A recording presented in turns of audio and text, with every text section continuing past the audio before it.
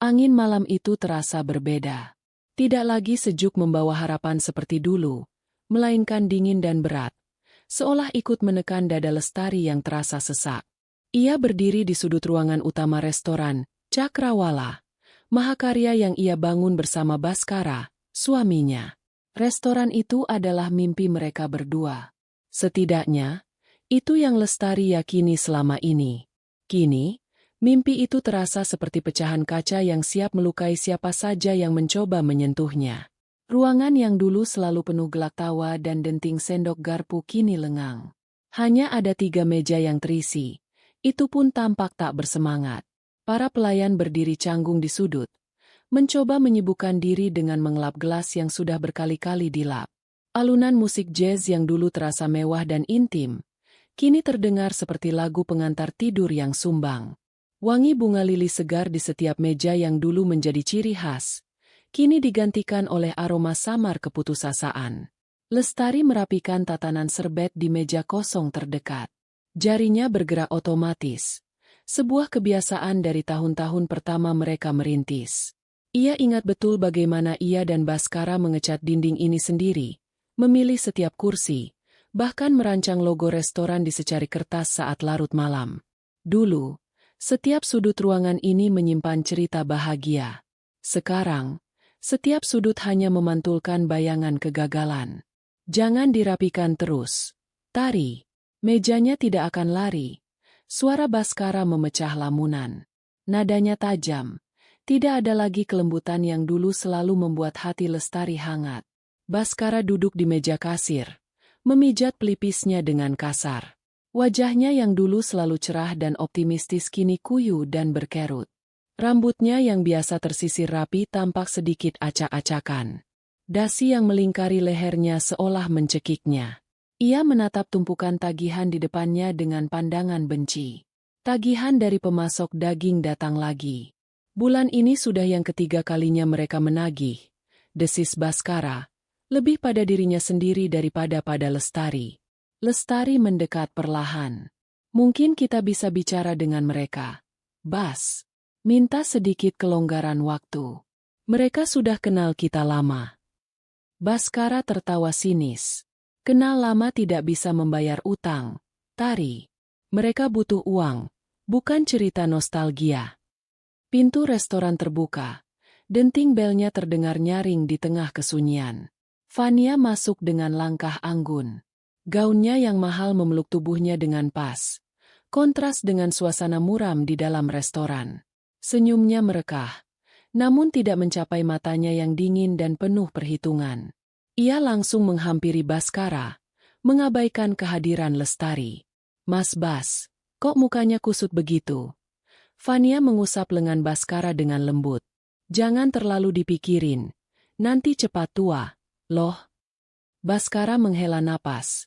Ketegangan di wajahnya sedikit mereda di bawah sentuhan Fania. Bagaimana aku tidak pusing? Van, semuanya berantakan. Berantakan karena salah strategi. Mas, aku sudah bilang dari awal, konsep fine dining tradisional ini sudah ketinggalan zaman. Kita harus lebih berani. Butuh gebrakan baru, injeksi dana segar untuk renovasi total, kata Fania. Matanya melirik sekilas ke arah Lestari dengan tatapan meremehkan. Lestari hanya bisa diam. Fania diperkenalkan Baskara 3 bulan lalu sebagai seorang konsultan bisnis. Katanya, Fania punya banyak ide brilian untuk membangkitkan kembali Cakrawala. Namun, sejak kehadiran Fania, yang Lestari rasakan hanyalah atmosfer yang semakin keruh. Ide-ide Fania selalu terdengar bagus di awal, namun selalu membutuhkan biaya yang sangat besar. Biaya yang mereka tidak punya. Gebrakan apa lagi? Van? Uang dari mana? Suara Baskara terdengar lelah. Justru itu, Mas. Kita harus kelihatan kuat supaya investor mau masuk. Kemarin aku ketemu teman lamaku. Dia tertarik untuk menanam modal. Tapi dia bilang, tempat ini auranya kurang bagus. Terlalu kuno. Fania berhenti sejenak, lalu menatap Lestari. Mungkin sejak penataan ulang interior yang dilakukan Baktari beberapa waktu lalu. Ya? Penempatannya jadi terasa aneh. Menghalangi aliran rezeki, kata orang pintar. Jantung Lestari berdebar kencang. Itu adalah tuduhan pertama yang dilontarkan secara halus. Penataan ulang itu ia lakukan karena ada beberapa kursi yang sudah mulai rusak, dan ia hanya menggeser beberapa perabotan untuk menutupi kekurangannya. Itu murni masalah fungsional, bukan feng shui atau semacamnya. Baskara menatap Lestari. Di matanya ada keraguan. Benih yang ditanam Fania mulai tumbuh. Aku tidak percaya hal-hal seperti itu, kata Baskara. Namun nadanya tidak seyakin ucapannya. Seminggu berlalu, keadaan semakin buruk.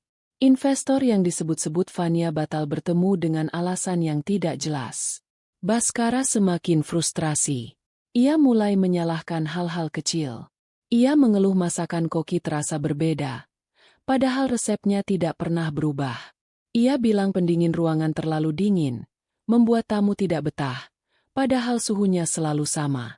Setiap keluhan Baskara seolah menjadi pembenaran atas bisikan-bisikan Fania. Puncaknya terjadi di hari Sabtu. Mereka mendapat pesanan catering dalam jumlah besar untuk sebuah acara perusahaan. Ini adalah harapan satu-satunya untuk menutupi sebagian utang. Lestari ikut turun tangan langsung ke dapur, memastikan semuanya sempurna. Ia bahkan menggunakan tabungan pribadinya untuk membeli bahan-bahan terbaik, karena kas restoran sudah benar-benar kosong. Semuanya berjalan lancar hingga malam hari. Saat Lestari sedang membersihkan dapur, telepon genggamnya berdering. Nama Baskara tertera di layar. "Halo, Bas. Kamu di mana? Cepat pulang." Suara Baskara terdengar panik dan marah. "Aku masih di restoran. Sebentar lagi." "Pulang sekarang, Lestari." Bentakan itu membuat Lestari terkejut. Ia segera bergegas pulang dengan perasaan tidak enak. Sesampainya di rumah, ia melihat Baskara mondar-mandir di ruang tamu seperti singa dalam kandang. Di sofa, Fania duduk dengan wajah sedih yang dibuat-buat. Sesekali menyeka sudut matanya yang tidak basah. "Ada apa, Bas? Kenapa panik begini?"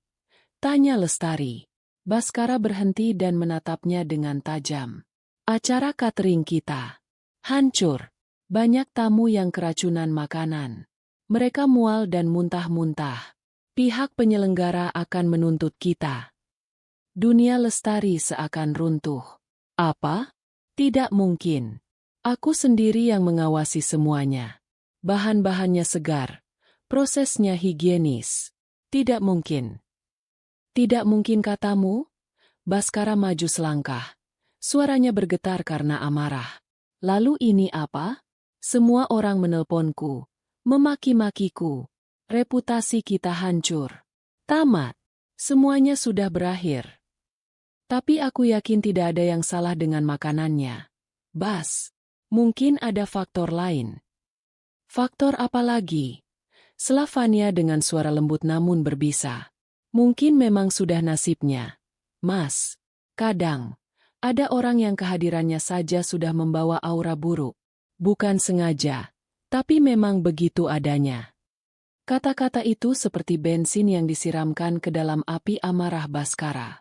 Ia menatap Lestari dari ujung rambut hingga ujung kaki, seolah baru pertama kali melihatnya. Tatapannya bukan lagi tatapan suami pada istrinya, melainkan tatapan seseorang pada sumber malapetaka. "Benar," desis Baskara. "Semuanya mulai hancur sejak setahun terakhir. Sejak kamu bersikeras menolak rencanaku membuka cabang kedua. Sejak kamu menata ulang restoran itu menurut seleramu. Sejak kamu ada di dapur hari ini." "Baskara, apa yang kamu katakan? Itu semua tidak ada hubungannya." Suara Lestari bergetar, berusaha menahan air mata. "Ada hubungannya," teriak Baskara. Suaranya menggema di ruangan itu.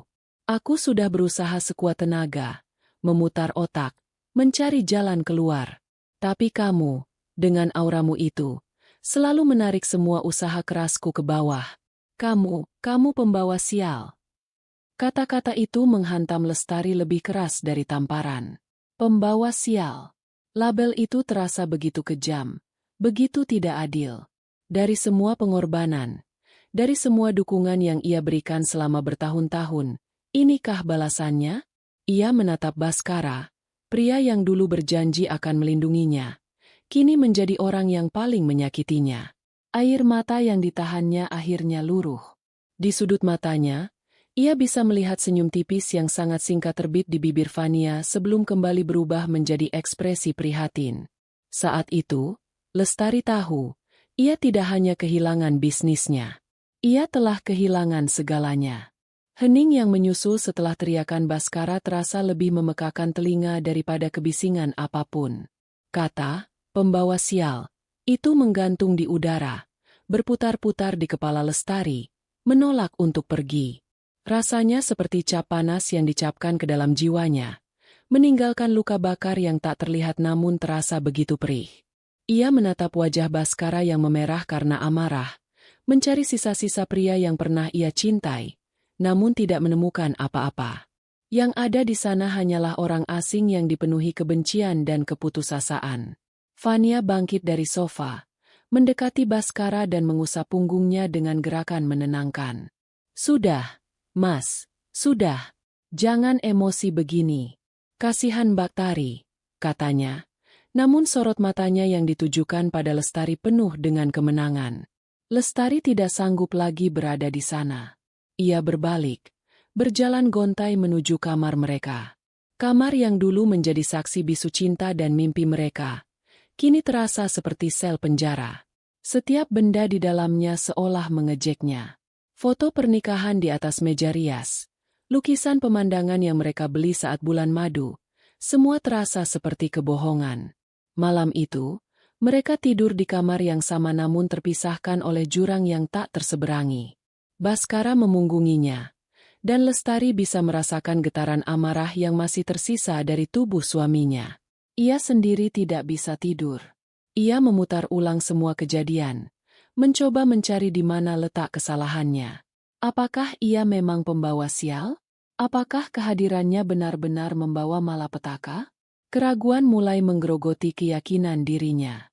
Keesokan harinya, Baskara berbicara padanya dengan nada dingin dan final. "Aku rasa kita tidak bisa bersama lagi, Tari. Aku perlu memulai semuanya dari awal. Aku tidak bisa terus-menerus terbebani oleh nasib buruk ini." "Nasib buruk yang kamu maksud itu aku?" tanya Lestari lirih, hatinya remuk redam. Baskara tidak menjawab. Diamnya adalah jawaban yang paling menyakitkan. "Aku mau kita cerai," lanjutnya. Proses perceraian berjalan cepat dan menyakitkan. Dengan sisa-sisa uang yang ada, Baskara menyewa pengacara yang handal. Pengacara itu, di bawah arahan Fania yang kini selalu mendampingi Baskara, melucuti semua hak Lestari. Argumen mereka sederhana. Restoran Cakrawala adalah murni hasil kerja keras dan modal Baskara. Lestari, sebagai istri, dianggap tidak memberikan kontribusi finansial yang signifikan. Semua kerja kerasnya di balik layar, dukungannya yang tak pernah putus, pengorbanannya, semua itu dianggap tidak bernilai di mata hukum. Lestari tidak punya kekuatan untuk melawan. Ia terlalu lelah, terlalu hancur. Ia hanya ingin semuanya cepat berakhir. Ia menandatangani semua surat yang disodorkan padanya. Sebagai pesangon, Baskara mentransfer sejumlah uang yang nilainya terasa seperti sebuah hinaan. Cukup untuk bertahan hidup beberapa bulan, tidak lebih. Itu adalah harga yang diberikan untuk belasan tahun pengabdiannya. Hari di mana ia harus meninggalkan rumah itu adalah hari terberat dalam hidupnya. Ia memasukkan pakaian dan beberapa barang pribadi ke dalam sebuah koper tua. Ia meninggalkan semua kemewahan yang pernah ia nikmati. Tas-tasan mahal, perhiasan, semua itu terasa tidak ada artinya. Yang paling menyakitkan adalah meninggalkan kenangan. Ia menyentuh dinding ruang makan tempat mereka dulu tertawa bersama, menatap taman belakang tempat ia biasa menanam bunga.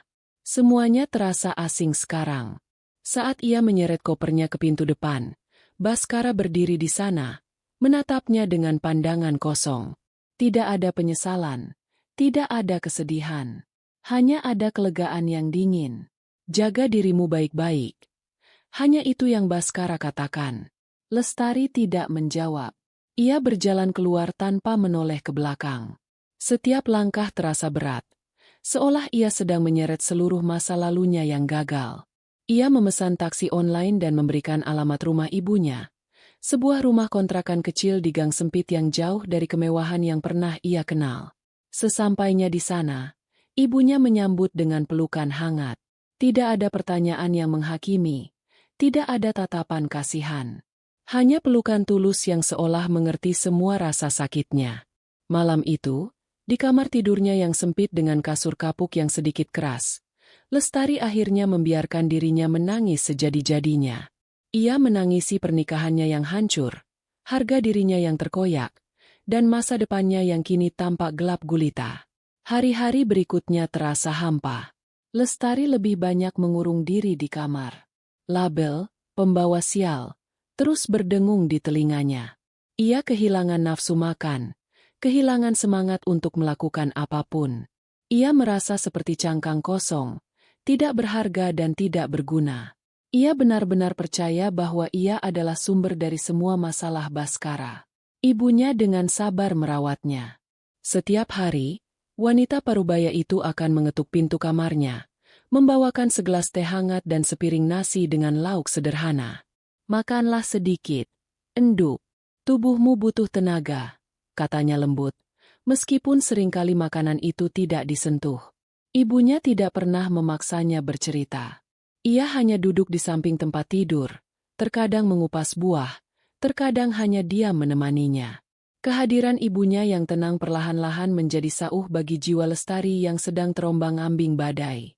Suatu sore, setelah hampir 2 minggu Lestari hanya berdiam diri, ibunya masuk ke kamar sambil membawa sebuah kotak kayu yang sudah usang. "Ibu tahu kamu sedang sedih," kata ibunya sambil meletakkan kotak itu di pangkuan Lestari. "Tapi hidup harus terus berjalan. Kamu tidak bisa selamanya begini." Lestari hanya menatap kotak itu tanpa minat. "Kamu ingat ini?" Ibunya membuka kotak itu. Di dalamnya ada sebuah buku resep tua dengan sampul kain batik yang sudah memudar. Tulisan tangannya adalah tulisan nenek Lestari. "Ini buku resep Yangmu. Dulu, setiap kali kamu sedih waktu kecil, almarhum bapakmu selalu minta ibu memasakkan ayam bakar dari resep ini. Katamu, setelah makan ayam bakar buatan ibu, semua kesedihanmu hilang." Lestari menyentuh buku itu. Jemarinya menelusuri halaman-halaman yang menguning. Ia ingat betul aroma ayam bakar itu. Aroma manis dari kecap yang terbakar, gurih dari santan, dan wangi dari rempah-rempah yang meresap hingga ke tulang. Itu adalah aroma kebahagiaan masa kecilnya. Aroma cinta dari keluarganya. "Kamu punya bakat di tanganmu, Enduk. Bakat yang tulus. Bakat yang tidak bisa dinilai dengan uang," lanjut ibunya. "Dulu, kamu yang paling jago menakar bumbu. Bahkan masakan ibu pun kalah enak dibanding buatanmu. Bapakmu selalu bilang, tangan Lestari ini tangan emas. Apa saja yang dimasaknya pasti jadi enak." Air mata mulai menggenang di pelupuk mata Lestari. Pujian dari almarhum ayahnya terasa seperti embun di tengah gurun pasir di hatinya. Itu adalah pengakuan yang tulus. Jauh berbeda dari tuduhan kejam Baskara. "Jangan biarkan kata-kata orang lain menentukan siapa dirimu," bisik ibunya. "Kamu bukan pembawa sial. Kamu adalah Lestari, anak ibu yang kuat dan berbakat." Malam itu, untuk pertama kalinya setelah sekian lama, Lestari tidak bisa tidur bukan karena kesedihan, melainkan karena ada sebuah ide kecil yang mulai berkelip di benaknya. Sebuah ide yang terasa gila dan menakutkan, namun juga memberikan sedikit percikan harapan. Keesokan paginya, ia keluar dari kamar. Matanya masih sembab, tapi ada sorot yang berbeda di sana. Ia menghampiri ibunya yang sedang menyapu teras depan. "Ibu," panggilnya pelan. Ibunya menoleh dan tersenyum. "Iya, Enduk. Uang pesangon dari Mas Bas masih ada sedikit. Tabungan ibu, apa juga masih ada sisa?" Ibunya menatapnya, mengerti arah pembicaraan itu. "Ada sedikit. Cukup untuk bayar kontrakan beberapa bulan." "Memangnya kenapa?" Lestari menarik napas dalam-dalam, mengumpulkan segenap keberanian yang tersisa. Aku ingin mencoba jualan, Bu. Jualan nasi ayam bakar. Dengan resep Eyang. Itu bukanlah rencana bisnis yang hebat. Itu adalah sebuah upaya putus asa untuk bertahan hidup, untuk membuktikan pada dirinya sendiri bahwa ia tidak selemah yang ia kira.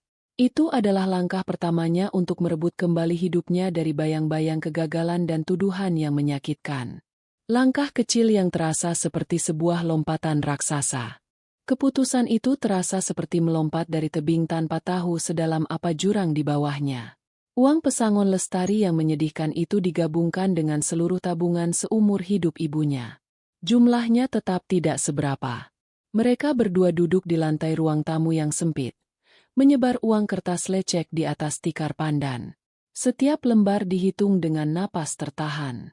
Cukup untuk beli panggangan bekas di pasar loak, kata Ibu Lestari sambil menunjuk tumpukan uang yang paling kecil. Cukup juga untuk beli terpal dan beberapa tiang bambu. Beras, ayam, arang, kecap, dan bumbu-bumbu untuk seminggu pertama. Lanjut Lestari, suaranya nyaris berbisik. Ia menatap tumpukan uang terakhir yang paling tipis. Ini sisanya. Kalau seminggu pertama kita tidak dapat untung, kita tidak bisa makan, Bu. Ibunya meraih tangannya, menggenggamnya erat. Keriput di tangan wanita itu terasa hangat dan menenangkan. Rezeki itu sudah ada yang mengatur. Enduk. Yang penting niat kita baik dan usaha kita halal. Jangan takut. Meski hati masih diliputi keraguan, Lestari memaksakan diri untuk bergerak. Keesokan harinya, subuh-subuh buta saat udara masih terasa menusuk tulang, ia dan ibunya pergi ke pasar tradisional. Ini adalah dunia yang sama sekali berbeda dari supermarket berpendingin udara yang biasa ia kunjungi. Di sini, udara dipenuhi campuran aroma tanah basah, rempah-rempah yang tajam, dan bau anyir dari lapak ikan dan ayam. Lestari belajar dengan cepat. Ia belajar membedakan ayam kampung yang segar dari matanya yang bening dan dagingnya yang kenyal. Ia belajar menawar harga arang batok kelapa, memilih kecap manis lokal dengan kekentalan paling pas, dan meracik sendiri bumbu-bumbu dari jahe, kunyit, dan laos yang ia pilih satu persatu. Para pedagang, yang awalnya menatapnya aneh, mungkin karena penampilannya yang terlalu bersih untuk berada di sana, perlahan-lahan mulai ramah ketika melihat kesungguhannya. Siang harinya, mereka berjuang mendirikan tenda sederhana di sepetak lahan kosong di pinggir jalan yang ramai, setelah mendapat izin dari ketua RT setempat. Terpal biru itu tampak menyedihkan di antara ruko-ruko yang lebih mentereng. Panggangan arang bekas yang mereka beli penuh karat di beberapa bagian, tapi setelah digosok berjam-jam, setidaknya itu berfungsi. Sebuah meja lipat kecil dijadikan tempat untuk nasi dan lalapan, ditutupi taplak plastik murahan. Tidak ada papan nama yang mewah, hanya selembar karton bekas yang ditulisi dengan spidol, nasi ayam bakar. Sore itu, saat asap pertama dari panggangan arang mengepul ke udara, jantung Lestari berdebar tak karuan. Aroma manis gurih mulai menguar, mengundang lalat lebih banyak daripada pelanggan. Ia duduk di bangku plastik kecil, menunggu. 1 jam berlalu. Tidak ada yang berhenti. Orang-orang hanya berlalu lalang, melirik sekilas ke arah tenda birunya dengan tatapan tak acuh. Perasaan gagal mulai merayapinya lagi. Mungkin Baskara benar. Mungkin ia memang tidak punya bakat apa-apa. Mungkin ini semua hanya mimpi bodoh. Seorang bapak tua yang mengayuh sepeda berhenti. Ayam bakar. Neng? Berapa sebungkus? Jantung Lestari melonjak. 10.000, Pak. Sudah dengan nasi dan sambal. Bapak itu berpikir sejenak, lalu menggelengkan kepala. Mahal. Di warung seberang sana 8.000 sudah dapat. Ia pun mengayuh sepedanya lagi. Lestari terduduk lemas. Bahkan pelanggan pertamanya pun tidak jadi membeli. Hingga malam tiba, hanya 3 bungkus yang terjual. 2 dibeli oleh tetangga yang kasihan, dan 1 oleh seorang mahasiswa yang kelaparan. Malam itu, Lestari dan ibunya makan malam dengan ayam bakar yang tidak laku. Rasanya enak, sangat enak, namun setiap suap terasa pahit oleh kekecewaan. Mungkin harganya kemahalan, Bu, kata Lestari sambil menatap nasi di piringnya. Jangan diturunkan, jawab ibunya tegas. Kualitas kita beda. Enduk, ayam kita ayam kampung segar, bukan ayam potong beku. Bumbu kita asli, bukan bumbu instan. Orang akan tahu bedanya. Sabar saja. Hari-hari berikutnya adalah ujian kesabaran yang sesungguhnya. Lestari menjalankan rutinitas yang melelahkan.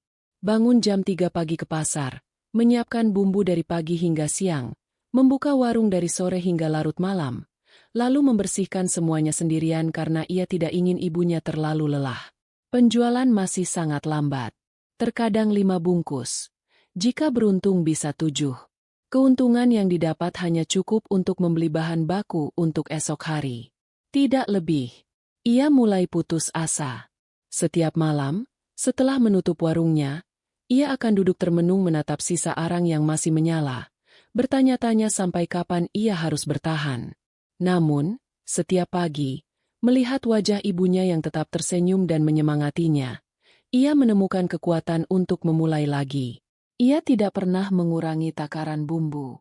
Ia tidak pernah mengganti ayamnya dengan yang lebih murah. Ia tetap memberikan senyum tulus pada setiap orang yang lewat, bahkan jika mereka tidak membeli.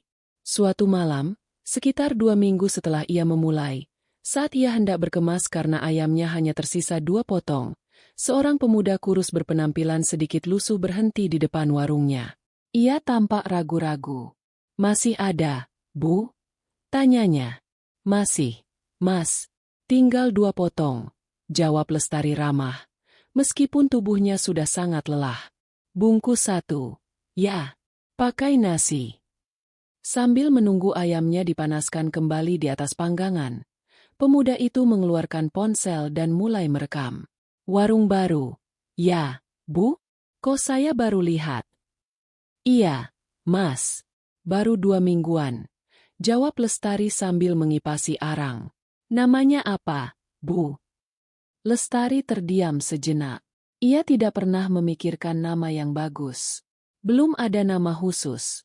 "Mas, panggil saja nasi ayam bakar Bu Lestari." Pemuda itu tersenyum dan mengarahkan kameranya ke panggangan, merekam ayam yang mulai mengeluarkan minyak dan aroma wangi. Setelah pesanannya siap, ia membayar dan pergi.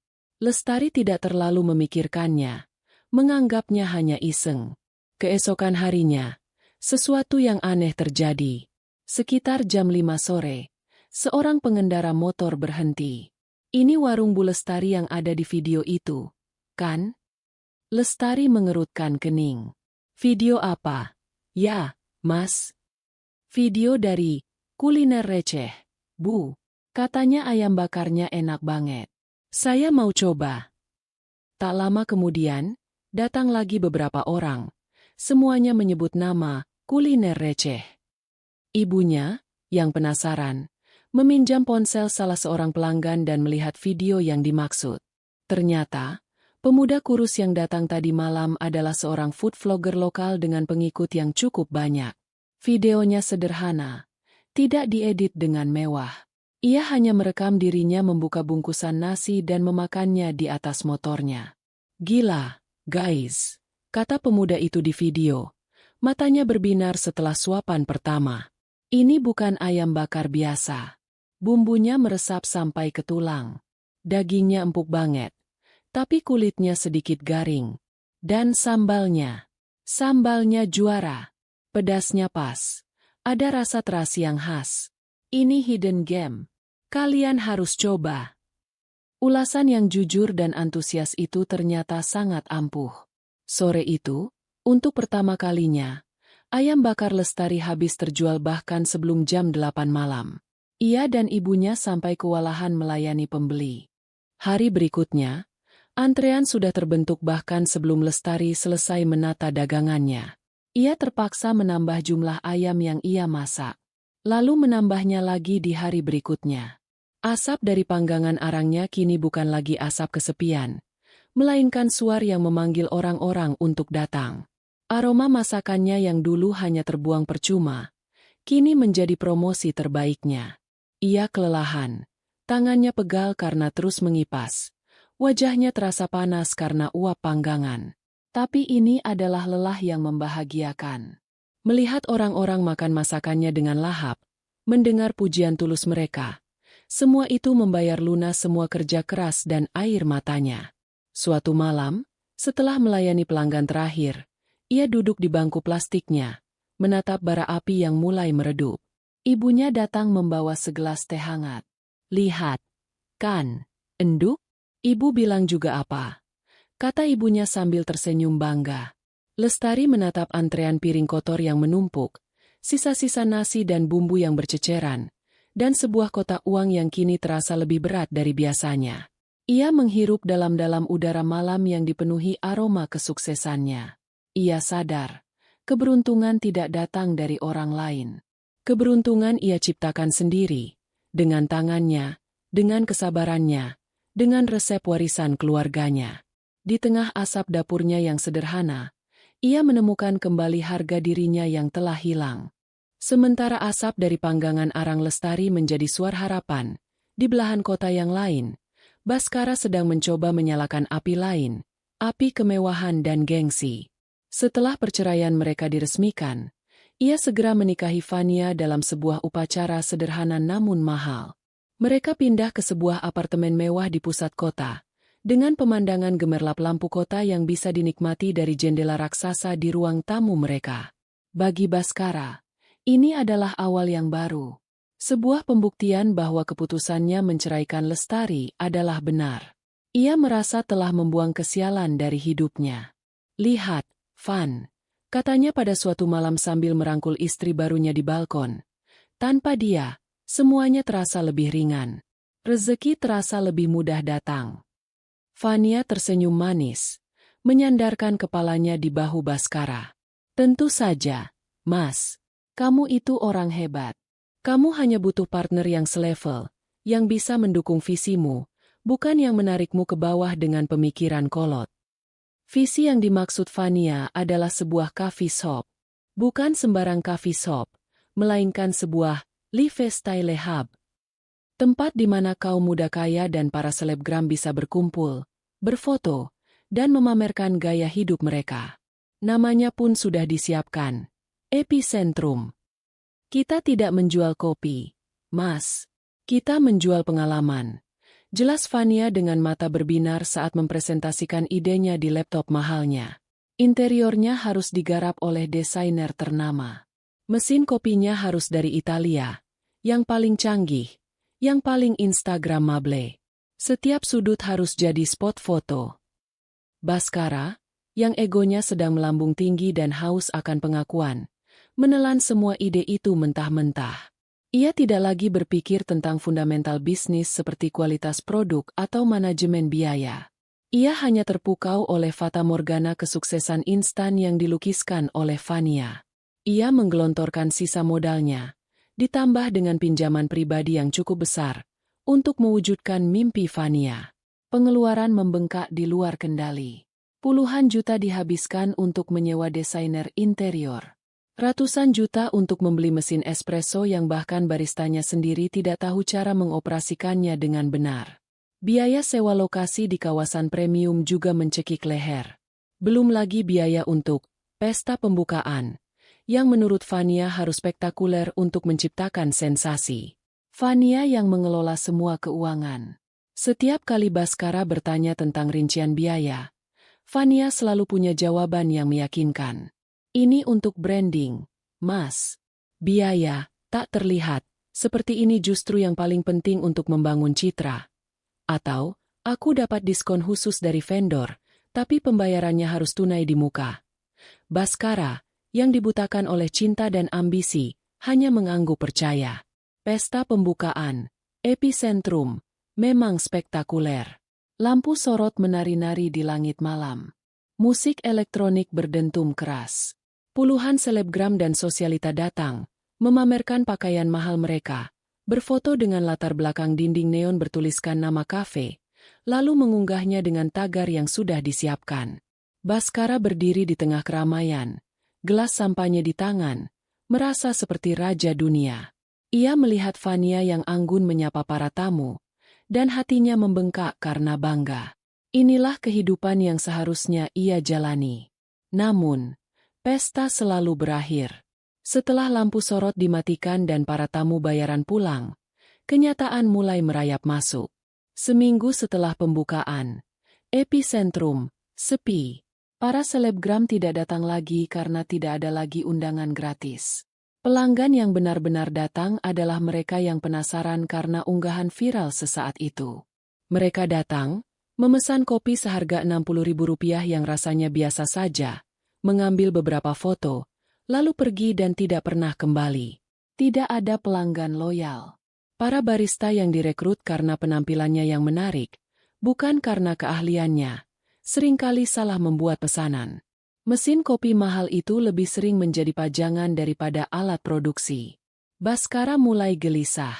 Setiap malam, ia menatap laporan penjualan yang angkanya menyedihkan, tidak sebanding dengan biaya operasional harian yang luar biasa besar. Sabar, Mas. Bisnis itu seperti ini di awal, kata Fania, kali ini sambil menunjukkan tas tangan baru yang harganya setara dengan gaji seluruh karyawan kafenya selama seminggu. Kita harus terus berinvestasi di marketing. Kita sewa buzzer lagi untuk membuat ulasan positif. Baskara setuju, meskipun hatinya ragu.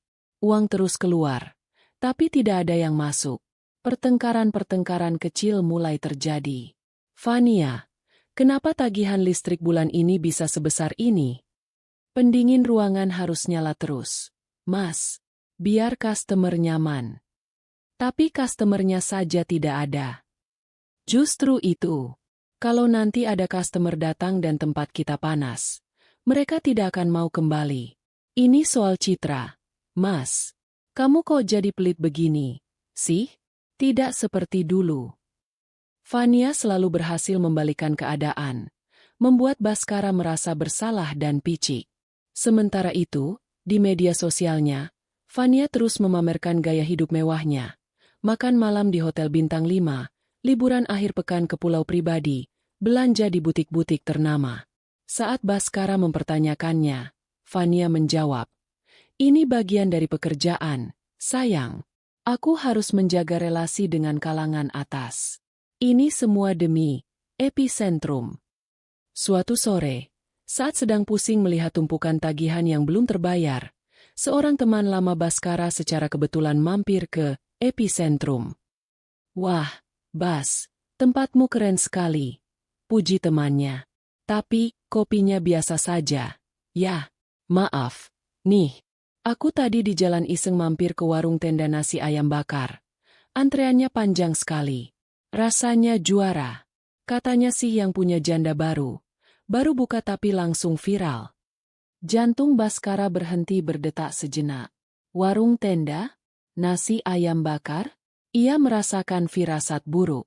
"Di mana lokasinya?" tanyanya dengan suara serak. Temannya menyebutkan alamat yang tidak jauh dari kontrakan Ibu Lestari. Dunia Baskara seakan berputar. Ia tidak mungkin salah. Malam itu, didorong oleh rasa penasaran yang menyakitkan, ia mengendarai mobilnya ke alamat itu. Dari kejauhan, ia bisa melihat kepulan asap dan kerumunan orang. Ia memarkir mobilnya agak jauh dan berjalan kaki. Di sana, di bawah tenda biru yang tampak kumuh, ia melihatnya. Lestari. Wanita yang ia sebut pembawa sial itu kini berdiri dengan cekatan di depan panggangan arang. Wajahnya berkeringat, rambutnya diikat seadanya, dan ia hanya mengenakan kaos oblong sederhana yang sudah sedikit kotor oleh noda arang. Tapi matanya bersinar dengan kehidupan. Ia melayani pembeli dengan senyum yang tulus, senyum yang sudah lama tidak Baskara lihat. Di sampingnya, ibunya dengan sigap membungkus nasi. Antrean pelanggan mengular di pinggir jalan, sabar menunggu untuk dilayani. Baskara berdiri mematung di seberang jalan, tersembunyi dalam bayang-bayang. Ia melihat pemandangan itu dengan perasaan campur aduk. Ada keterkejutan, ketidakpercayaan, dan yang paling dominan, rasa iri yang menusuk tajam. Bagaimana mungkin? Bagaimana mungkin wanita yang telah ia buang, yang ia yakini sebagai sumber kesialannya, bisa menciptakan kesuksesan dari nol, hanya dengan panggangan bekas dan resep tua? Sementara kafenya yang mewah dan mahal sepi seperti kuburan. Warung tenda Lestari yang sederhana justru penuh dengan kehidupan dan rezeki. Ironi itu menamparnya dengan keras. Ia kembali ke mobilnya dengan perasaan hampa. Tuduhannya tentang pembawa sial kini terdengar konyol di telinganya sendiri. Kegagalan, epicentrum, akhirnya tiba di puncaknya. Pemasok berhenti mengirim bahan baku. Karyawan satu persatu mengundurkan diri. Dan surat peringatan pengosongan tempat dari pemilik ruko menjadi paku terakhir di peti mati bisnisnya.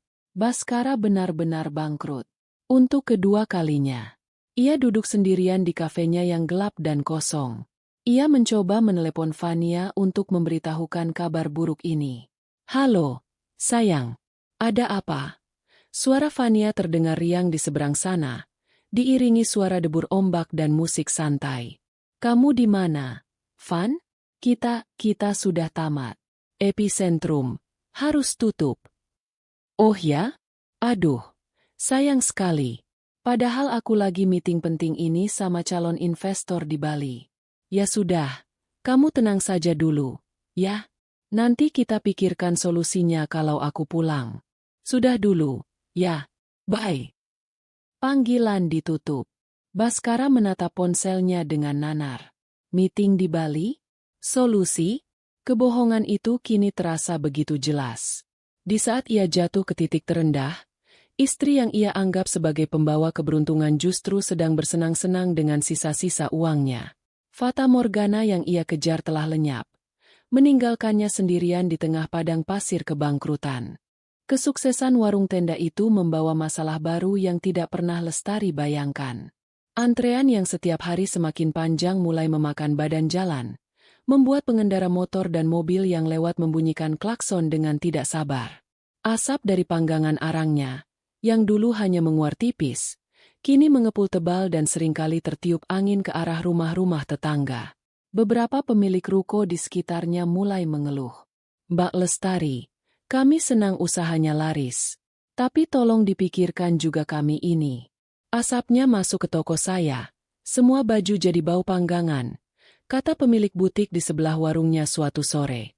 Nadanya sopan, tapi tatapannya tajam. Malam itu, setelah selesai berjualan, Lestari duduk termenung di depan tendanya yang sudah kosong. Ia lelah luar biasa. Tubuhnya terasa remuk setelah berjam-jam berdiri, mengipas, dan melayani. Ibunya, yang juga tampak kelelahan, memijat bahunya dengan lembut. "Kita tidak bisa terus begini, Bu. Kita mengganggu orang lain. Dan tempat ini sudah tidak muat lagi," kata Lestari, suaranya serak. "Lalu kita harus bagaimana? Enduk? Apa kita kurangi saja porsinya setiap hari?" usul ibunya. Lestari menggeleng. "Tidak bisa. Banyak pelanggan yang kecewa kalau datang jauh-jauh tapi sudah kehabisan. Aku tidak mau mengecewakan mereka."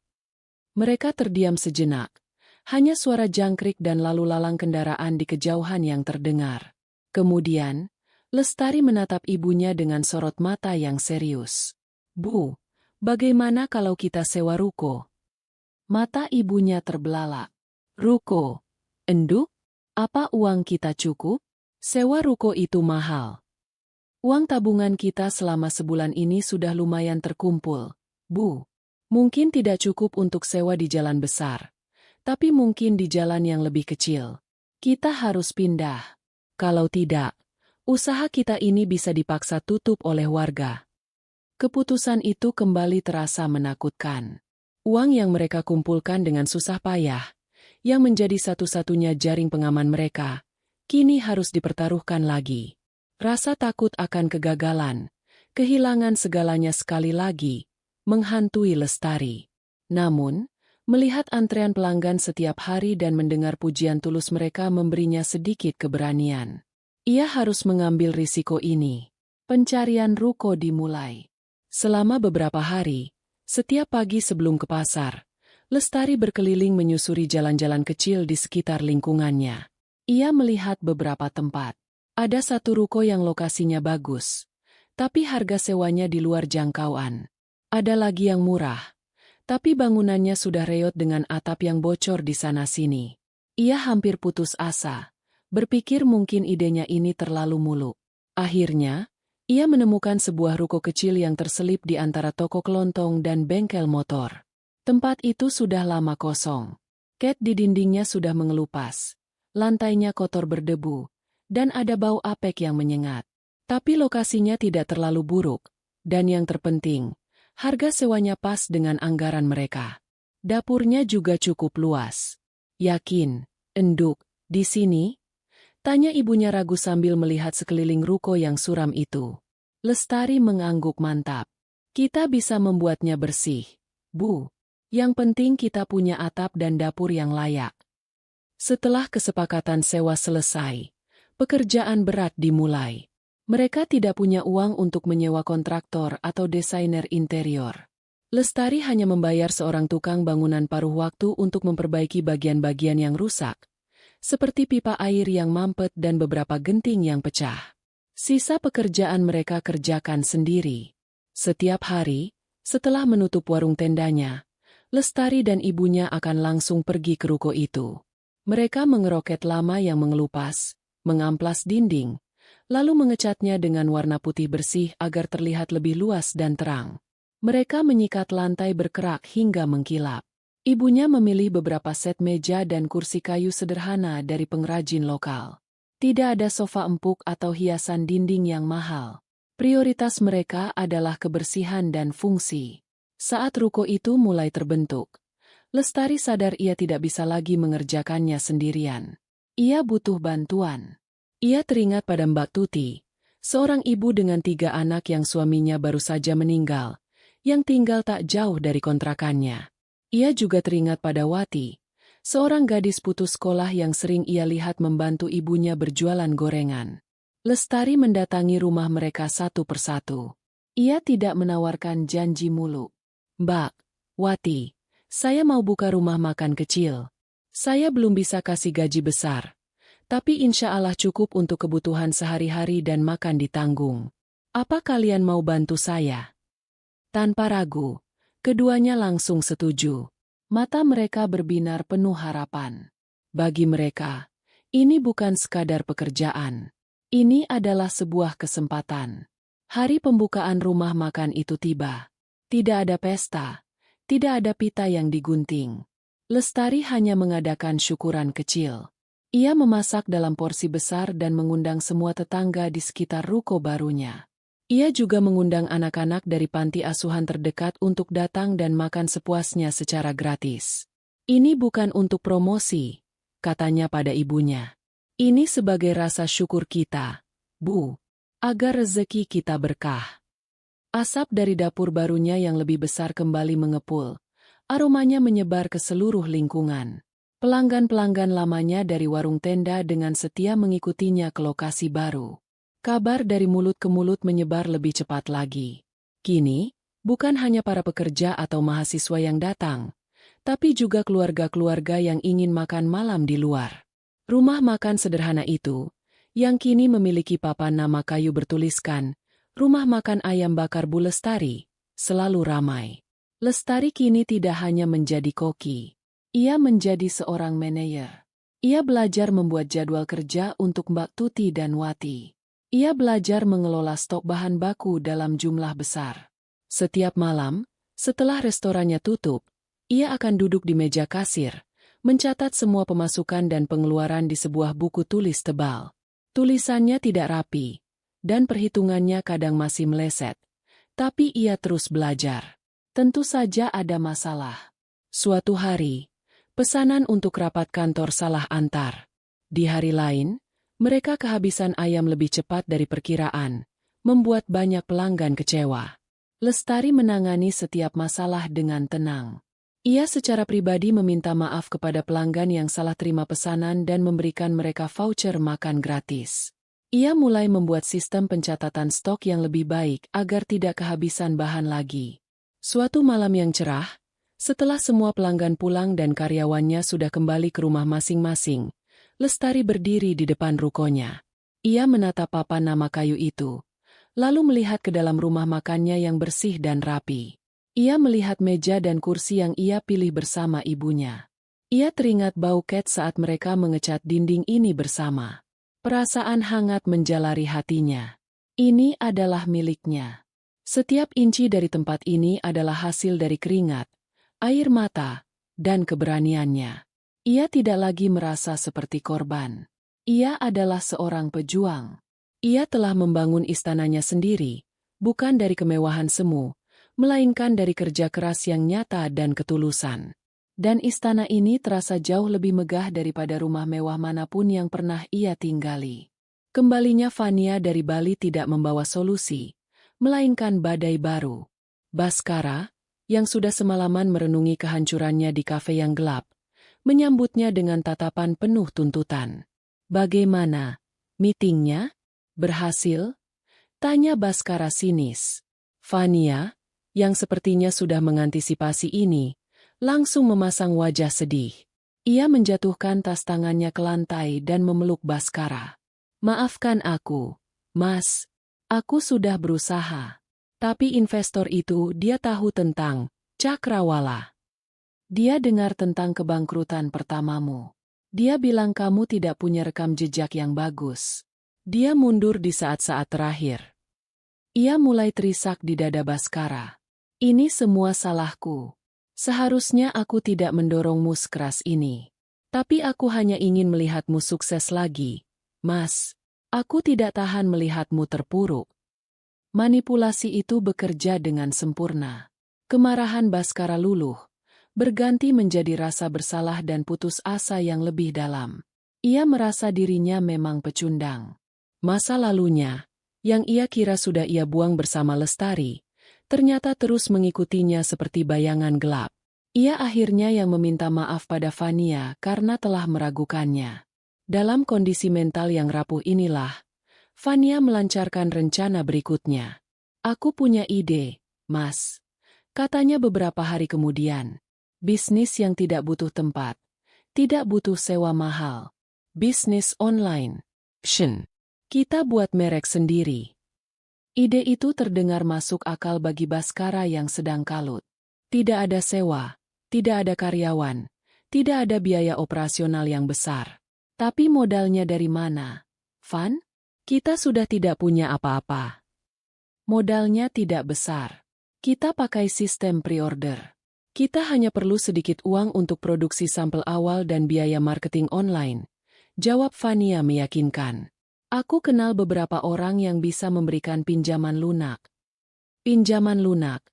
Yang dimaksud Fania ternyata adalah sebuah aplikasi pinjaman online ilegal dengan bunga yang mencekik. Baskara, yang namanya sudah masuk daftar hitam di semua bank, tidak punya pilihan lain. Dengan tangan gemetar, ia menyetujui pinjaman puluhan juta rupiah, hanya dengan jaminan KTP dan beberapa klik di ponsel. Uang itu langsung masuk rekening Fania, yang ditunjuk sebagai penanggung jawab keuangan. Merek fashion dengan nama glamor, Fania Haute, pun lahir. Fania menggunakan sebagian kecil uang pinjaman itu untuk membeli beberapa potong pakaian murah dari pusat grosir Tanah Abang. Ia kemudian menyewa seorang fotografer pemula dan seorang model yang juga temannya untuk melakukan sesi foto.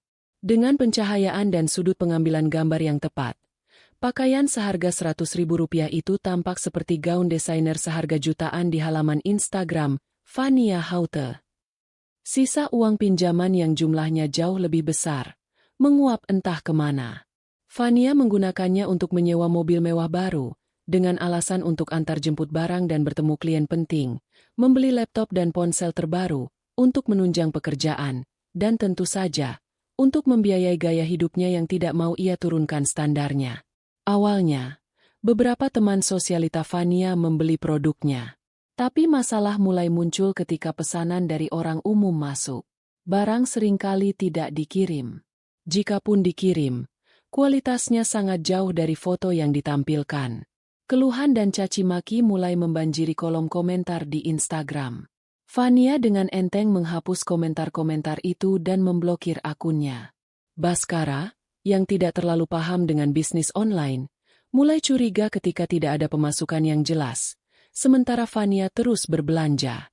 Puncaknya adalah ketika debt collector dari pinjaman online itu mulai menerornya. Telepon berdering setiap jam, dari pagi hingga malam, dengan nada yang semakin mengancam. Bapak Baskara, tagihan Anda sudah jatuh tempo. Jika tidak dibayar hari ini, bunga akan terus berjalan dan data Anda akan kami sebar ke semua kontak Anda. Baskara panik. Ia menghampiri Fania yang sedang asyik melakukan siaran langsung di Instagram, memamerkan serum wajah seharga jutaan. Fan, kita harus bayar pinjaman itu. Mereka mengancam akan menyebar dataku. Bisik Baskara panik. Fania mematikan siaran langsungnya dengan kesal. Berisik. Ah, bilang saja nanti. Aku sedang membangun citra merek. Ini lebih penting. Di tengah kekalutannya, obsesi Baskara terhadap kesuksesan Lestari semakin menjadi-jadi. Setiap beberapa hari sekali, ia akan melewati rumah makan Lestari, hanya untuk melihat pemandangan yang sama. Tempat itu selalu penuh sesak. Ia bahkan pernah, dengan menyamar menggunakan topi dan masker, ikut mengantre dan membeli sebungkus nasi ayam bakar. Saat memakannya di dalam mobil, ia harus mengakui, rasanya memang luar biasa. Fakta itu justru membuatnya semakin marah. Kemarahannya memuncak ketika ia membaca sebuah artikel di koran lokal. Sebuah rubrik bisnis kecil memuat profil Lestari. Judulnya, Berkah dari Dapur Sederhana, Kisah Inspiratif RM Ayam Bakar Bu Lestari. Artikel itu menceritakan perjuangan Lestari dari nol, memuji kerja keras dan ketangguhannya. Ada satu kalimat yang menusuk langsung ke jantung Baskara. Memulai usahanya setelah melalui perceraian yang menyakitkan. Ia melempar koran itu dengan marah. Dunia seolah menertawakannya. Mantan istrinya yang ia cap sial kini dipuja sebagai pahlawan. Sementara ia tenggelam dalam utang dan kebohongan. Dia pasti pakai pesugihan. Teriaknya malam itu pada Fania. Tidak mungkin orang normal bisa sesukses itu secepat ini. Dia pasti sudah mencuri semua keberuntunganku. Semua rezekiku diambil olehnya. Fania, yang sedang mengecat kukunya, mengangguk setuju tanpa menoleh. Bisa jadi, Mas. Orang seperti dia itu licik. Kelihatannya saja lugu. Pertengkaran hebat akhirnya pecah. Baskara, yang sudah tidak tahan lagi dengan teror debt collector, menemukan sebuah struk pembelian jam tangan mewah di dalam tas Fania. Ia ingat, Fania pernah memamerkan jam itu dan berkata itu adalah hadiah dari sebuah merek sebagai bagian dari kerjasama. Ini apa, Fania? Bentak Baskara sambil melemparkan struk itu ke meja. Hadiah dari merek?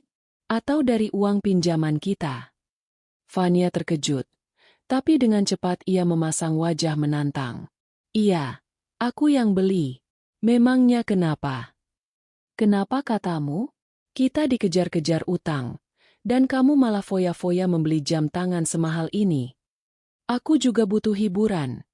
Balas Fania. Suaranya meninggi. Aku stres mengurus bisnis ini sendirian sementara kamu hanya bisa mengeluh. Setidaknya aku berusaha. Tidak seperti kamu yang payah dan tidak becus cari uang.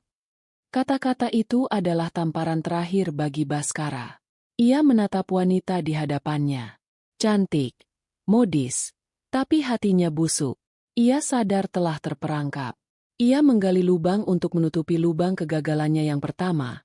Dan kini ia terperosok begitu dalam hingga ia tidak bisa melihat jalan keluar. Yang ia lihat hanyalah kegelapan utang, kebohongan, dan penyesalan yang tak berujung. Kehidupan di rumah makan Bu Lestari telah menemukan ritmenya sendiri. Pagi hari diawali dengan kesibukan di dapur. Suara pisau memotong sayuran beradu dengan desis minyak panas. Siang hari adalah puncak pertempuran, di mana Lestari, Mbak Tuti, dan Wati bergerak seperti sebuah unit yang solid, melayani gelombang pelanggan yang tak ada habisnya. Sore hari, ritme melambat, diisi dengan persiapan untuk malam dan obrolan ringan di antara mereka. Lestari telah menciptakan sebuah keluarga kecil di dalam dinding rukonya. Di tengah ritme yang nyaman itu, muncul seorang pelanggan yang sedikit berbeda. Seorang pria parubaya, mungkin berusia akhir 40-an, selalu datang sendiri tepat setelah jam makan siang paling ramai. Penampilannya selalu rapi, Kemeja batik lengan panjang yang disetrika licin, celana bahan, dan sepatu kulit yang mengkilap. Ia tidak banyak bicara. Ia akan memesan menu yang sama, nasi ayam bakar paha dengan ekstra sambal, memakannya dengan perlahan sambil mengamati sekeliling, membayar dengan uang pas, lalu pergi. Para karyawan mulai memperhatikannya. Bosnya bengkel sebelah kali. Bu, tebak Wati pada suatu hari. Tapi kok penampilannya kayak pejabat? Ya. Lestari hanya tersenyum. Ia tidak terlalu memikirkannya. Menganggapnya hanya salah satu dari sekian banyak pelanggan setia. Ia lebih fokus pada operasional hariannya, memastikan kualitas ayamnya tetap konsisten, dan memastikan semua tagihan pemasok terbayar tepat waktu. Ia tidak ingin mengulangi kesalahan yang pernah menghancurkan bisnis Baskara. Suatu Selasa sore yang agak sepi, setelah selesai makan, pria itu tidak langsung pergi. Ia mendekati meja kasir tempat Lestari sedang mereka penjualan hari itu di buku tulisnya. "Permisi, Ibu Lestari," katanya dengan suara yang tenang dan berwibawa. Lestari sedikit terkejut. Ini pertama kalinya pria itu menyapanya secara langsung. "Iya, Pak, ada yang bisa saya bantu? Apa masakannya ada yang kurang?" Pria itu tersenyum tipis. "Justru sebaliknya, Bu. Masakan Ibu luar biasa. Tapi bukan itu yang ingin saya bicarakan. Perkenalkan, nama saya Suryo." Ia mengulurkan tangannya. Lestari menyambut jabatan tangan itu dengan sedikit canggung. "Lestari, Pak." "Saya tahu," kata Pak Suryo. "Saya sudah makan di sini hampir setiap hari selama 3 minggu terakhir. Dan saya tidak hanya menikmati makanannya, Bu. Saya juga mengamati." "Mengamati apa?" "Ya, Pak?" tanya Lestari. Perasaannya mulai tidak enak. "Saya mengamati sistem Ibu," lanjut Pak Suryo. "Saya lihat bagaimana dapur Ibu, meskipun kecil, sangat terorganisir dan bersih. Saya lihat bagaimana karyawan Ibu bekerja dengan sigap dan tampak bahagia. Saya lihat bagaimana Ibu menjaga kualitas. Setiap potong ayam ukurannya hampir sama, tingkat kematangannya konsisten.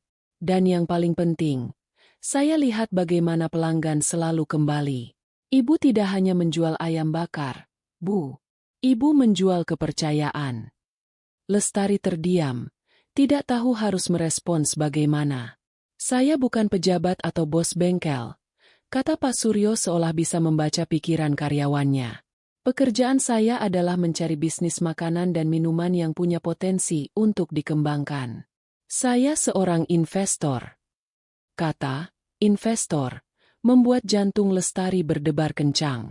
Kata itu membangkitkan kenangan buruk tentang investor fiktif yang selalu dibicarakan Fania.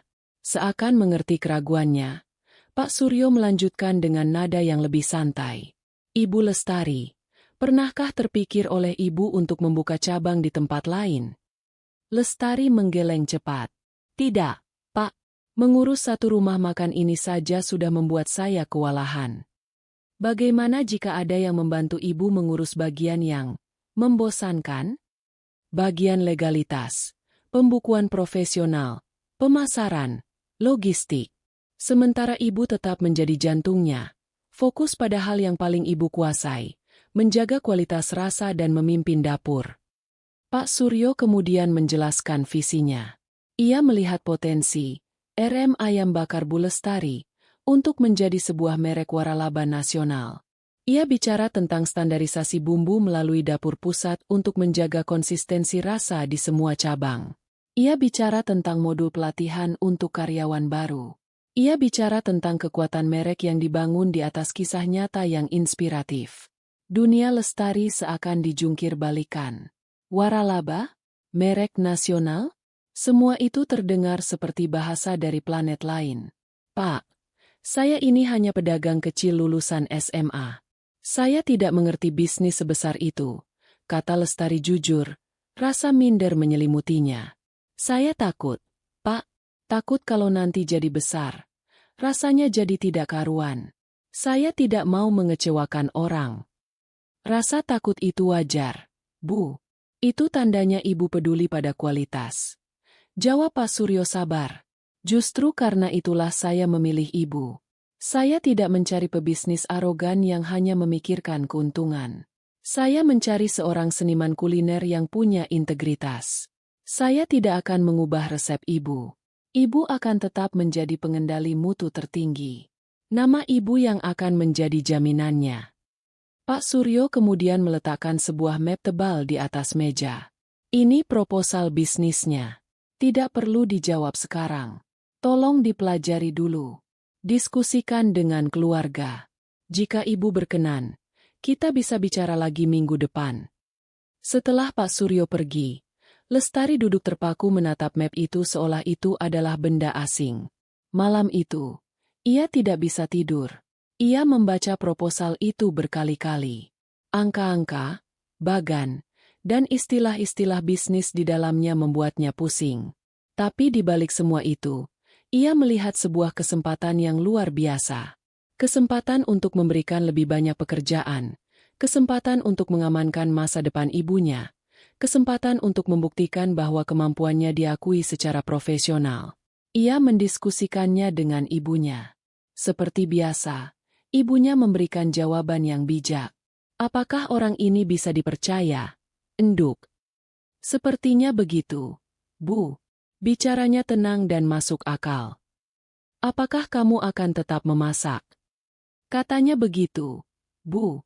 Aku yang akan mengontrol kualitas semua cabang. Kalau begitu, putuskan dengan hatimu, kata ibunya. Jangan takut untuk terbang lebih tinggi, selama kakimu tetap menginjak bumi. Seminggu kemudian, Lestari bertemu lagi dengan Pak Suryo.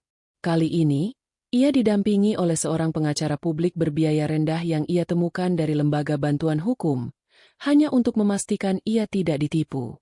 Setelah diskusi panjang dan beberapa penyesuaian kecil dalam kontrak untuk melindungi haknya atas resep, Lestari menandatangani perjanjian itu.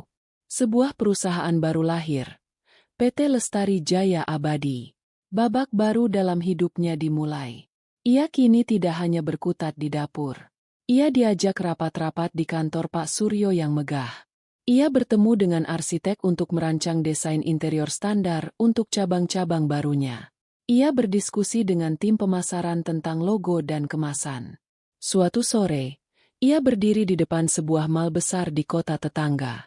Di salah satu sudut food court yang sedang direnovasi, terpampang spanduk besar bertuliskan, "Segera dibuka, RM Ayam Bakar Bu Lestari, cabang pertama." Ia menatap spanduk itu, melihat namanya sendiri terpampang dengan huruf besar. Ia mengenakan blus batik sederhana, tanpa kontras dengan orang-orang kantoran yang lalu lalang. Tapi di matanya ada cahaya baru. Cahaya kepercayaan diri yang lahir dari perjalanan panjang penuh liku. Ia bukan lagi janda yang dicap sial. Ia adalah seorang pendiri. Seorang CEO. Kerajaannya mulai terbentuk. Sementara kerajaan Lestari mulai menancapkan pondasinya, istana pasir milik Baskara dan Fania benar-benar runtuh diterjang ombak kenyataan. Teror dari pinjaman online itu telah sampai pada tahap yang paling brutal. Tidak lagi hanya telepon atau pesan WhatsApp. Kini, foto KTP Baskara dengan tulisan, "Penipu tidak bayar utang," disebar ke seluruh kontak di ponselnya, termasuk ke beberapa kerabat jauh dan teman-teman lamanya. Setiap hari adalah neraka penghinaan. Baskara terpaksa menjual mobilnya dengan harga sangat murah kepada seorang pedagang mobil bekas yang tahu ia sedang terdesak. Uangnya langsung habis untuk membayar sebagian kecil dari utang pokok, tanpa menyentuh bunganya yang sudah membengkak berkali-kali lipat. Ia mencoba menjual barang-barang bermerek milik Fania. Namun Fania mengamuk. "Jangan sentuh barang-barangku. Ini investasiku," teriak Fania. "Investasi apa? Sementara aku dipermalukan setiap hari," balas Baskara. Apartemen mewah mereka terasa seperti medan perang. Ketakutan dan kebencian memenuhi setiap sudutnya.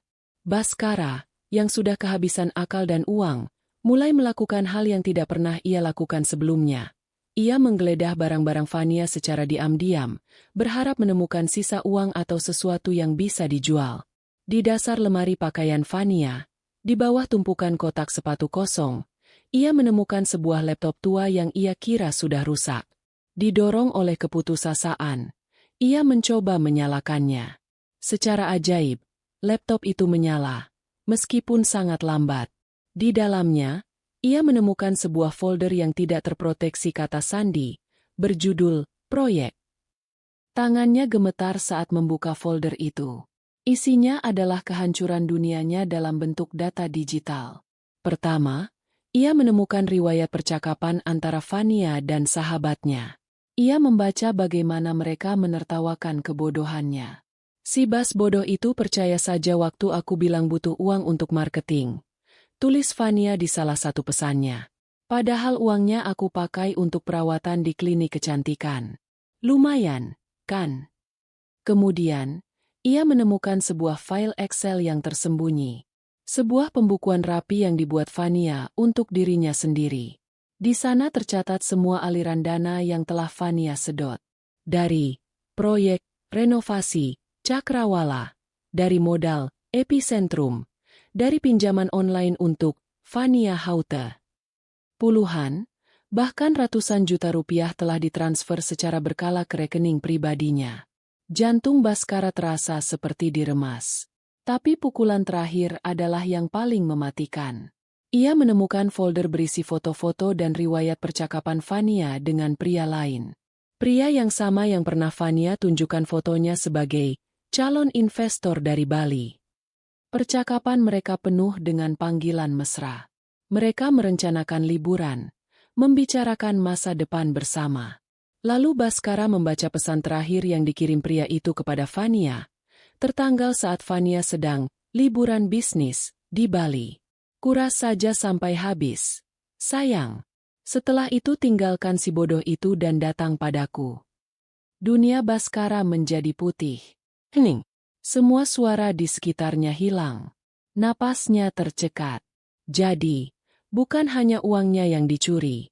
Cintanya, kepercayaannya, harga dirinya, semuanya telah diinjak-injak. Kesialannya bukanlah takdir. Kesialannya telah dirancang. Kegagalannya adalah sebuah skenario. Ia tidak berteriak. Ia tidak mengamuk. Perasaan yang muncul justru sebuah ketenangan yang mengerikan. Ketenangan seseorang yang telah kehilangan segalanya dan tidak punya apa-apa lagi untuk ditakutkan. Ia menunggu. Saat Vania pulang malam itu, sambil menenteng tas belanjaan baru, ia menemukan Baskara duduk di sofa ruang tamu yang gelap. Laptop tua itu terbuka di atas meja. Layarnya yang terang menjadi satu-satunya sumber cahaya di ruangan itu. "Gelap banget, sih? Ngapain duduk di situ?" tanya Vania ketus. Baskara tidak menjawab. Ia hanya menggeser laptop itu agar layarnya menghadap Vania. Wajah Vania berubah dalam hitungan detik. Dari kesal, menjadi terkejut, pucat pasi, lalu panik. Ia mencoba meraih laptop itu, tapi Baskara menahannya. "Mau dihapus?" tanya Baskara dengan suara rendah yang menakutkan. "Sudah terlambat. Aku sudah melihat semuanya." Menyadari bahwa permainannya telah berakhir, topeng Vania tidak hanya terlepas, tapi hancur berkeping-keping. Ekspresi paniknya hilang, digantikan oleh seringai dingin dan kejam. Ia tertawa, tawa yang melengking dan penuh cemoohan. Wah, akhirnya detektif dadakan kita ini sadar juga, ya? Aku kira kamu bakal selamanya jadi sapi perahku yang bodoh dan penurut." Baskara menatapnya. Tak percaya. "Kenapa, Vania? Kenapa kamu lakukan ini?" "Kenapa?" Vania tertawa lagi. "Karena aku bisa. Dan karena kamu begitu bodoh, Mas Baskara. Kamu pria arogan yang gampang sekali disanjung. Kamu lebih percaya pada tahayul daripada kerja keras istrimu sendiri. Orang sepertimu itu mangsa yang empuk." Ia berjalan mendekat, menatap Baskara dengan pandangan menghina. "Kamu mau tahu rahasia kecil lagi? Insiden keracunan di Cakrawala. Itu? Itu hanya sedikit bumbu penyedap. Aku hanya membayar seorang pelayan yang sakit hati padamu untuk menaruh sedikit obat pencahar di salah satu wadah saus. Cukup untuk membuat kekacauan dan memberimu alasan untuk menyalahkan istrimu yang malang itu." Pengakuan itu bagai petir yang menyambar Baskara di siang bolong. Istrimu itu, desis Fania, menunjuk Baskara dengan jarinya yang lentik. Terlalu sempurna. Terlalu teliti. Dia penghalang rencanaku. Satu-satunya cara menyingkirkannya adalah dengan menghancurkan mentalnya, membuatnya percaya bahwa dia adalah sumber masalahnya. Dan kamu, dengan egomu yang setinggi langit, dengan senang hati membantuku melakukannya. Baskara tidak bisa berkata-kata. Lidahnya keluh. Seluruh fondasi hidupnya, semua keyakinannya, semua keputusannya, hancur lebur dalam satu malam. Ia telah membuang berlian demi sebuah pecahan kaca beracun. Ia bukan korban nasib buruk. Ia adalah arsitek dari kehancurannya sendiri. Dan Fania adalah kontraktornya. Fania mengambil tas tangannya dari sofa. Yah, sandiwaranya sudah selesai. Aku sudah dapat apa yang aku mau. Sisanya, utang-utangmu, silakan nikmati sendiri. Ia berjalan menuju pintu. Langkahnya ringan tanpa beban. Sebelum ia membuka pintu, ia menoleh ke belakang, memberikan senyum terakhir yang paling menyakitkan pada Baskara. Selamat tinggal, pembawa sial. Pintu tertutup, meninggalkan Baskara sendirian di dalam kegelapan, dengan kebenaran yang brutal dan tawa Fania yang terus menggema di kepalanya. Ia telah jatuh ke dasar jurang yang ia gali sendiri. Pintu yang tertutup di hadapannya terasa lebih final daripada putusan cerai dari pengadilan. Suara langkah kaki Fania yang menjauh di koridor apartemen adalah genderang kematian bagi sisa-sisa kehidupan yang pernah Baskara kenal. Ia tidak bergerak dari sofa. Kegelapan di ruangan itu seolah merayap masuk ke dalam dirinya, mengisi setiap rongga kosong yang ditinggalkan oleh kebenaran yang brutal.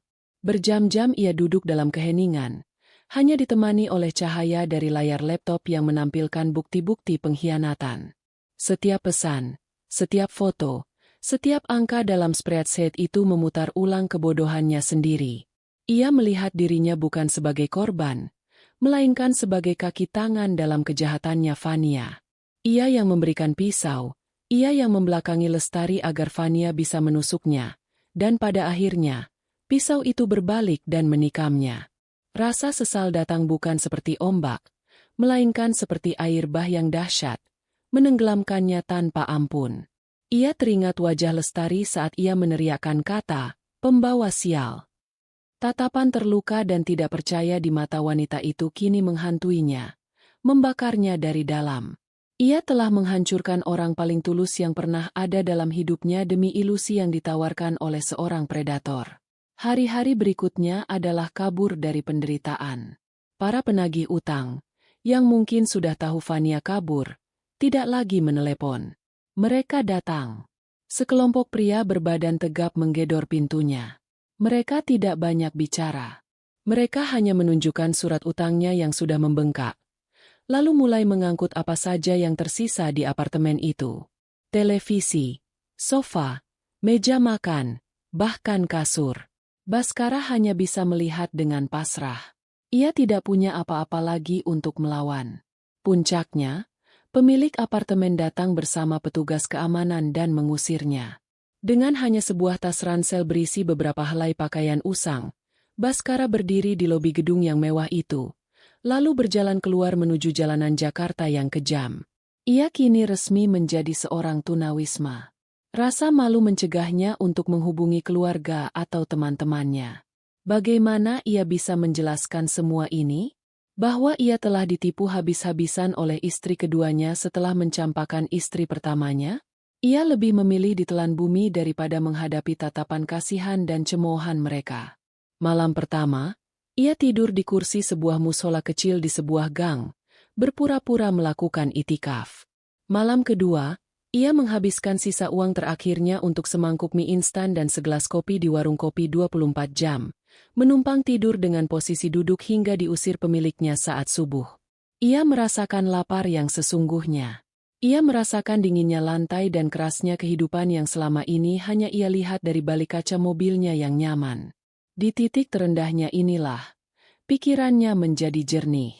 Tanpa ego, tanpa gengsi, tanpa kemewahan yang membutakan, ia akhirnya bisa melihat segalanya dengan jelas. Ia teringat Lestari.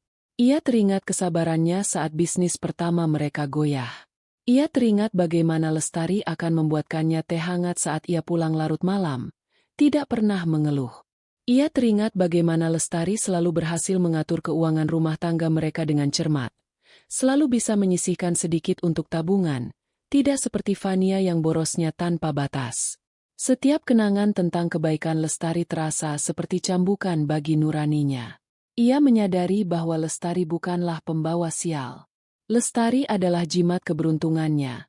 Dan ia telah membuang jimat itu dengan bodohnya. Sebuah dorongan yang sangat kuat muncul dari dalam dirinya. Dorongan untuk meminta maaf. Bukan untuk memperbaiki keadaan. Bukan untuk memintanya kembali. Ia tahu itu adalah hal yang mustahil dan ia tidak pantas mendapatkannya. Ia hanya ingin mengatakan kata maaf. Ia merasa jika ia tidak mengatakannya, beban berat ini akan menghancurkannya hingga mati. Dengan tekad itu, ia mulai berusaha. Selama seminggu, ia bekerja serabutan di sebuah pasar, menjadi kuli angkut sayuran, mendapatkan upah harian yang hanya cukup untuk makan. Ia mengumpulkan sedikit uang. Ia tidak menggunakannya untuk menyewa kamar, melainkan untuk mempersiapkan diri. Ia pergi ke pemangkas rambut pinggir jalan yang paling murah, merapikan rambut dan janggutnya yang sudah tak karuan. Ia membeli sebuah kemeja bekas yang masih layak pakai di pasar loak. Ia ingin terlihat seperti manusia saat bertemu Lestari untuk terakhir kalinya. Ia berjalan kaki berkilo-kilometer menuju salah satu mal paling mewah di kota, tempat ia tahu cabang pertama rumah makan Lestari berada. Berdiri di depan lobi mal yang megah, ia merasa seperti semut. Ia hampir berbalik. Rasa minder dan malu hampir mengalahkannya. Tapi bayangan wajah Lestari yang terluka memberinya kekuatan untuk melangkah masuk. Ia menemukan rumah makan itu di area food court. Tempatnya jauh berbeda dari ruko sederhana yang pernah ia lihat. Desainnya modern namun tetap hangat, dengan sentuhan kayu dan foto-foto besar yang menampilkan proses pembuatan ayam bakar. Tempat itu penuh sesak dengan keluarga-keluarga yang tertawa bahagia. Dan di sana, di tengah keramaian itu, ia melihat Lestari. Jantungnya seperti berhenti berdetak. Lestari tampak begitu berbeda. Ia mengenakan sebuah gaun batik modern yang elegan. Ia tidak lagi memasak, melainkan sedang berbicara dengan seorang manajer sambil menunjukkan sebuah tablet. Rambutnya ditata rapi. Wajahnya memancarkan aura percaya diri dan ketenangan. Ia bukan lagi istrinya yang penurut. Ia adalah seorang ratu di kerajaannya sendiri. Baskara merasa semakin kecil. Ia menunggu di sudut hingga Lestari tampak sendirian sejenak. Dengan langkah berat, ia mendekatinya. Lestari. Panggilnya lirih. Lestari menoleh.